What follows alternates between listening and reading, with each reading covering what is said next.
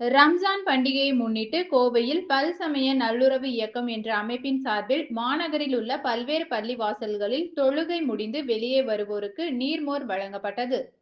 இஸ்லாமியர்களின் புனித பண்டிகையான ரம்ஜான் பண்டிகை இன்று நாடு முழுவதும் கோலாகலமாக கொண்டாடப்பட்டு வருகிறது.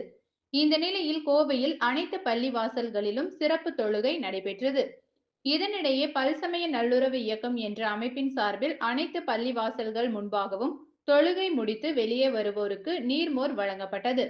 பல்சமய நல்லுறவு இயக்க தலைவரும் தமிழ்நாடு சிறுபான்மையினர் நல ஆணைய உறுப்பினருமான முகமது ரஃபீக் தலைமையில் அவ்வமைப்பினர் 2 வாகனங்கள் மூலம் கவுண்டம்பாளையம், சாய்பாபா காலனி, பூ மார்க்கெட், உக்கடம், ஆத்துப்பாலம் என பல்வேறு பகுதிகளில் உள்ள பள்ளி வாசல்களில் சிறப்பு தொழுகைகளில் பங்கேற்று ஆயிரக்கணக்கானோருக்கு நீர்மோர் வழங்கினர்.